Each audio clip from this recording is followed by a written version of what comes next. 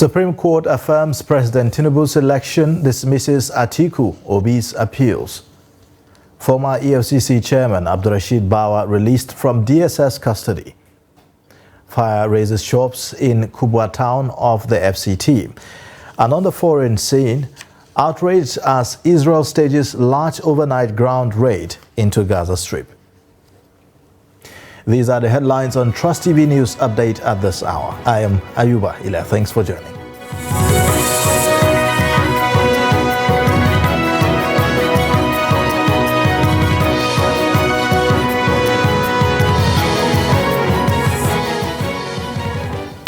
Supreme Court of Nigeria has upheld the verdict of the Presidential Election Petition Tribunal, affirming election of President Bola Tinubu. The Apex Court panel of justices led by Justice Inyang Okoro also dismissed the appeals by the presidential candidates of the PDP and Labour Party Atiku Abubakar and Peter Obi for lacking in merit. Trust TV's Shafiu Suleiman reports. Deliberating judgment on the appeals, the Apex Court ruling on the admissibility of fresh evidence brought by Atiku Abubakar against President Bola Tinubu said it cannot admit such findings having failed to go through the lower court and brought outside the conditions stipulated by Section 22 of the Constitution of the Federal Republic of Nigeria and therefore dismissed it. The Supreme Court also agreed with lower court's reasoning on the place of electronic transmission of results and status of the Federal Capital Territory over the contentious 25% benchmark, ruling that the decisions of the tribunal that malfunctioning of the IREP does not invalidate the election results, just as the FCT does not enjoy any special privilege from the rest of the country. It then dismissed the appeals after resolving the 7 grounds of appeal against the appellants. The major thrust of the judgment is the fact that FCT is not to be accorded any special recognition as sought for by the appellants. That is the interpretation they have given to it, and it is binding on us all. Just one sentence. Nigeria is work in progress. All destruction is over. It's now about governance. The judgment was sound. We invite all political parties to join hands with Mr. President so that we can move this country forward together. Now the coast is cleared for the incumbent President Bola Tinubu to steer the ship of Nigeria without any further legal distractions. It is also perhaps the hopes of Nigerians that governance will now take proper shape as all the matters regarding the election of the 25th February have been resolved. From the Supreme Court here in Abuja, Nigeria's capital, Shafiu Suleiman, Trust TV News. Now, in a reaction, President Bola Tinubu has said that the victory has further strengthened his commitment to continue to serve all Nigerians, irrespective of political persuasion, tribe and faith. The president, who stated this at the presidential villa shortly after the Supreme Court verdict, says that the renewed hope agenda for a greater and more prosperous Nigeria has further gained momentum, assuring that he will continue to work to build a country that meets the collective yearnings and aspirations of its people. The president hopes that the spirit of the patriotism will be elevated into supporting the present administration to improve the living conditions of Nigerians. I've started from day one to work hard, regardless of, the court cases, okay? And just strengthen my resolve to do more. A challenge of this nature and a victory of this nature is more work and more hard work, more dedication. And just appeal to the sense of patriotism of Nigeria to have a change of mindset. Let us be positive about our country, be ready to contribute in all ways possible. There's no promise of El Dorado from day one. We're all in this boat of diversity, a member of the same family, living in the same house, but stay in different rooms. And it is important that we recognize that we have no other country but this one. Now, earlier we spoke to Sam Cabo, who shared his perspective and reactions on the judgment. I had said so that I pitied and I had my sympathy for those who actually believe that the Federal Capital Territory had a special status in terms of the calculation of the 1/3 that is required for the president to win in 3/4 of the state of the federation. That thought to me was what I would say a kind of exposition taken too far. There was no basis for it. Like I said, and I think if you go back to your records or archives, I said, if the Constitution wants to say something, he doesn't leave it for you to guess. He will say so in clear terms. There was no way it would have been a kind of turning logic on its head for anybody to have thought that the Supreme Court would hold otherwise. I like the Supreme Court said, even those who took the matter to the Supreme Court knew that they were not supposed to do so. And the question that the Supreme Court asked is as to why they did it. For some of us, we've been pondering, because there are so many questions he would ask. Assuming it was admitted, the next question you asked, what purpose? When those issues were not joined at the trial, you did not allege forgery at the trial, and you now want to make a case of forgery at the Supreme Court. That, even with the ordinary civil cases, cannot be done. Not to talk of an election petition that is time-bound and has its own peculiar and special procedures.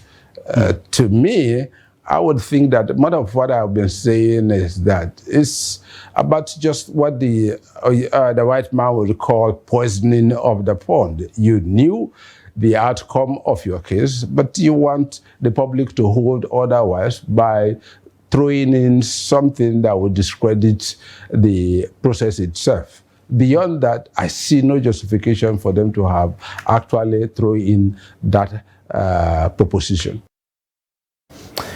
Meanwhile, the People's Democratic Party is disappointed with the judgment of the Supreme Court affirming President Bola Tinubu as winner of the February 25, 2023 presidential election.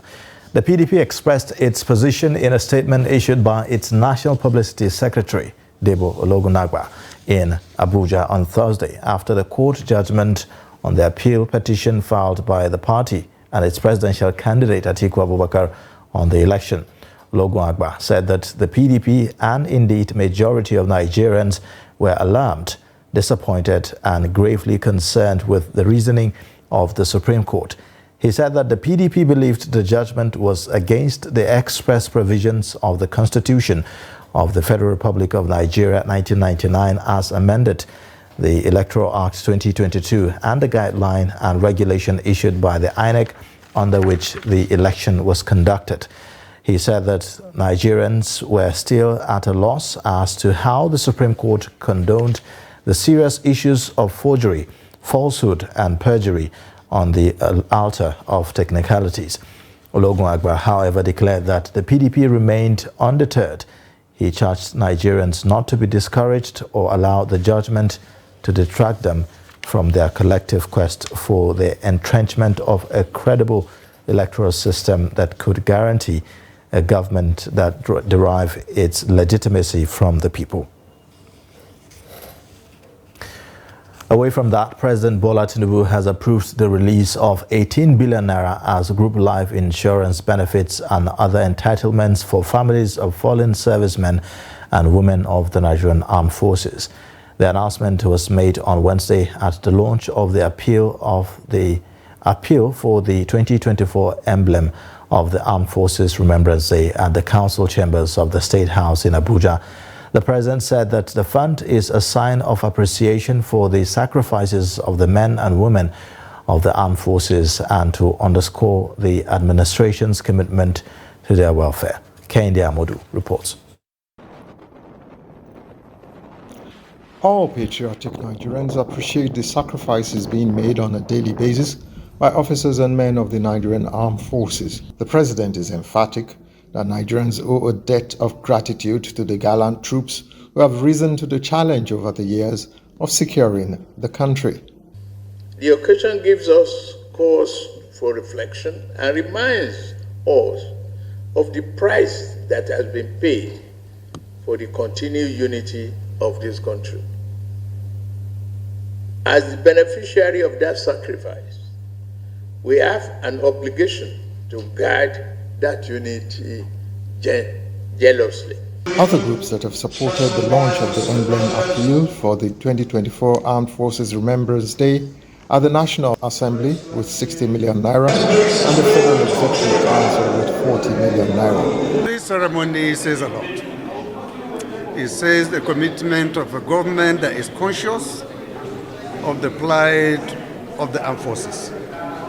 This is the beginning of the commitment we have always been asking of.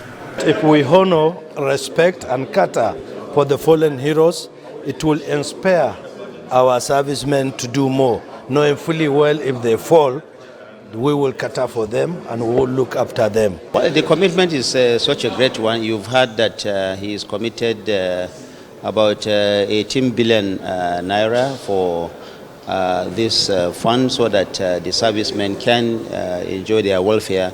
The service chiefs and national chairman of the Nigerian Legion are appreciative of the gestures made towards officers and men of the armed forces, either serving, retired, or deceased.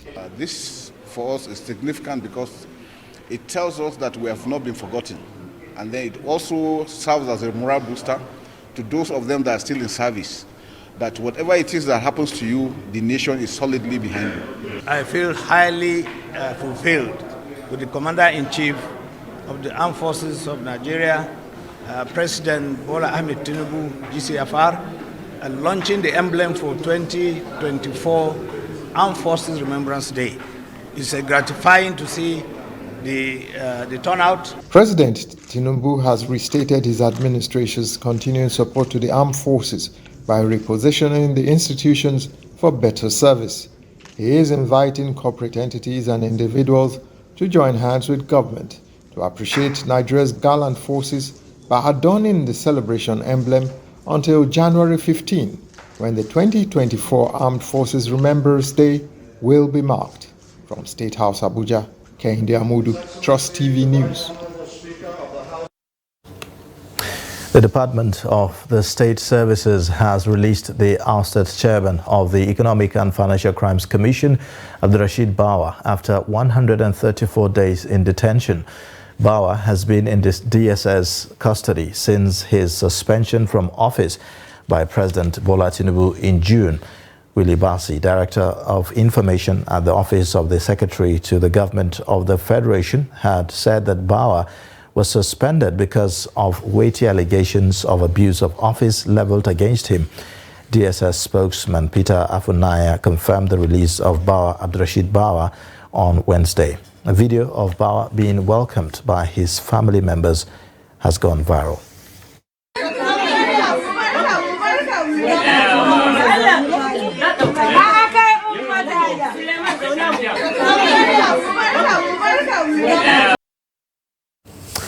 The Minister of the Federal Capital Territory, Nyesom Wike, has assured Muslims and Christians of the FCT administration's readiness to sustain the annual fund for the maintenance of the National Mosque and National Christian Center. The minister made the pronouncement while hosting a delegation of religious leaders in his office in Abuja. And that is why the government can award contract for the maintenance of those two assets. If not so, we have no business to go and use government funds to go and maintain religious centers. Christian Association of Nigeria, Your Excellency, we know you, and we know that you are not a terror to good works. We therefore see your appointment as well-deserved and well-intentioned to make life easy for people living in the FCT by bringing rapid positive transformation. We believe that with you in the leadership of FCT, residents and visitors will soon be proud of a peaceful and beautiful environment. We want to reiterate to Your Excellency that our doors are always open and ready for whatever assignment, engagement that can take your administration in the FCT to greatness, inshallah. You're watching the news update on Trust TV. Coming up shortly, we take a look at nutrition deficits among young vulnerable children in Nigeria. Details and more after the break. Hello and welcome to Creative Lounge on Trust TV. My name is Ahmed Mohammed Bello and I'm going to be taking you through my journey as an artist.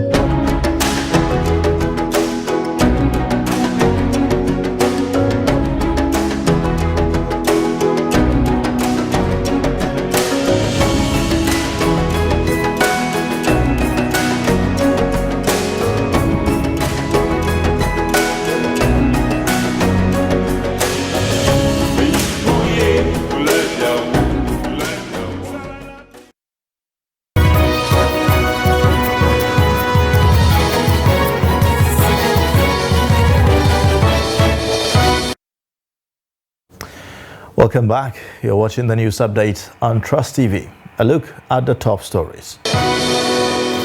Supreme Court affirms President Tinubu's election, dismisses Atiku Obi's appeals. Former EFCC Chairman Abdurrashid Bawa released from DSS custody. In other news, an early morning inferno in Kubwa town of the Federal Capital Territory, Abuja, has raced down 4 shops, destroying goods worth millions of naira. The incident, reported at a neighborhood behind the Kubwa Maitama Model Market, ignited while most residents were still asleep. One of the affected shop owners, Lawali Yalo, recalls hearing loud explosions from solar batteries from a neighboring shop, drawing his attention to the fire outbreak. The commander of the security vigilante in the area shed more light about the incident.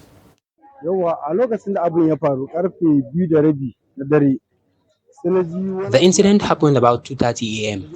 I had an explosion which frightened and woke me up. I then saw smoke coming out. Later, I realized it was a solar battery that exploded. I went on to wake my neighbor and told him that the building is on fire. People then came and helped us pack our things, some of our things.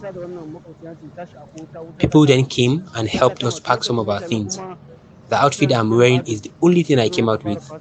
The fire damaged a lot of things. All our belongings got burnt. About 4 shops affected. So we reside here in Kubwa.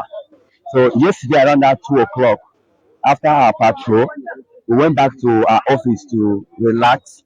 Then around that 3:30, we saw the fire from this side, which is 33 Junction here. Then we rushed.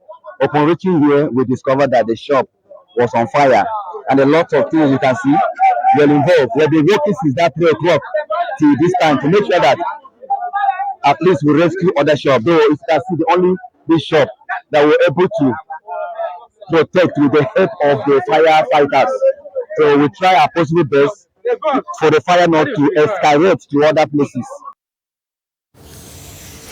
Now, nutrition remains a critical component in building a healthy and vibrant society, which is necessary for the overall productivity of Nigeria. Nutritionists have argued that poor households need affordable nutritious foods like eggs to maintain healthy diets for the next generation. The report. The economic hardship on Nigeria has hampered the ability of Nigerians to achieve optimum nutrition standards, as malnutrition challenges are becoming real in the country, especially among children. However, research has shown that there are foods one can consume that are affordable, available, and have the right ingredients to forestall this challenge. The Nigerian society is faced with triple burden of malnutrition. We have overweight, underweight, and also high incidence of micronutrient deficiency. So this enhanced access to nutritious diets will ensure that children between 6 months and 9 years old have access to at least to egg at least once a week, which will boost their protein, the protein that they will be getting, because we all know egg is very, very rich in protein. It's rich in fat and other minerals. We found out that eggs, although very nutritious, were not commonly consumed, especially by those who need them the most, our children, because eggs are full of proteins and nutrients that are critical to the growth of a child. And we found very small numbers of our people actually were feeding eggs to their children for many different reasons. This perception of affordability, eggs are actually the most affordable form of protein that we have currently in Nigeria. On the part of the Ministry of Humanitarian Affairs and Poverty Alleviation, there is a restructuring of the National Homegrown Schools Feeding Program and an expansion to include out-of-school children, military and paramilitary schools to achieve its goals. The federal government did lots of funding of this program, but it wasn't properly monitored. So that's why at this point, we are putting so much emphasis on the monitoring, that's the M&E of this program. We are making sure that we get to the grassroots, to the community, to ensure that the list of a child that needs help or that needs to be part of the homegrown school feeding is being met. That's why for now, we are not actually feeding, we are trying to restructure the program. So we are going to start effectively in second week of January. We will ensure that every child has at least one egg a week at least. And that's why we are coming up with a menu for every state to ensure that we focus on the children's nutrition. To this end, households are encouraged to implement this intervention in a bid to prioritize safe and nutritious food as a way of life. Aisha Salihu, Trust TV News, Abuja. And away from Nigeria, Israeli troops and tanks have carried out an overnight ground incursion into Gaza ahead of a widely expected full-scale ground invasion after nearly 3 weeks of devastating air raids on the besieged Palestinian enclave. Video of the overnight action issued by the Israeli army on Thursday showed armored vehicles proceeding through a sandy border zone. Now, a bulldozer is seen leveling part of a raised bank. Tanks, fire shells and explosions are seen near or amid a row of damaged buildings. Israel has already made several limited advances into Gaza Strip over the past 2.5 weeks, but this was the biggest incursion of the current war. The ground raid comes after the United Nations warned it is on the verge of running out of fuel in the Gaza Strip, forcing it to sharply curtail relief efforts in the territory, which has also been under a complete siege since Israel launched strikes that have killed more than 6,500 Palestinians in less than 3 weeks. And in the United States, at least 22 people have been reportedly killed and as many as 60 wounded after a gunman went on a shooting spree in the northeastern state of Maine in the country. The carnage in Lewiston, Maine, began at about 7 p.m. when the first of at least 3 shooting attacks was reported. Police first received calls about a shooter at a bowling alley where a children's event was taking place. A short time later, another shooting struck a nearby bar and grill. A third shooting was reported at Walmart Distribution Center shortly after 8 p.m. Sirens roared throughout town following reports of a possible fourth shooting at about 9 p.m. City Councilor Robert McCarthy says the death toll had risen from 16 to 22. And in sports news, the Super Eagles of Nigeria have kept the 40th position in the latest world ranking released by the Federation of International Football Association on Friday, 26th of October 2023. Nigeria had dropped from 39th to 40th in the previous FIFA World Ranking published on 21 September, despite recording a 6-0 win against Sao Tome and Principe in their final 2023 AFCON qualifier.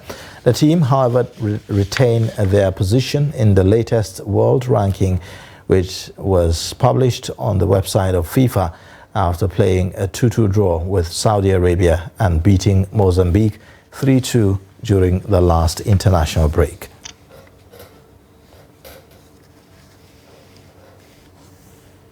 Now, Luka Doncic stared as the Dallas Mavericks spoiled victor when Bayama's highly anticipated NBA debut in a 126-119 win at the San Antonio Spurs. Now, Slovenian Doncic led the Mavericks to a season-opening victory with 57th triple-double of his career, scoring 33 points, 14 rebounds and 10 assists. French teenager Wembayama, measuring 7 feet, 4 in tall, was the league's top draft pick this year. Now, the 19-year-old scored 15 points in his 23 minutes on court. And that wraps it up for the news update. You can watch more via all our social media platforms and also on our YouTube live stream. I am Ayuba Ila. Thanks for watching.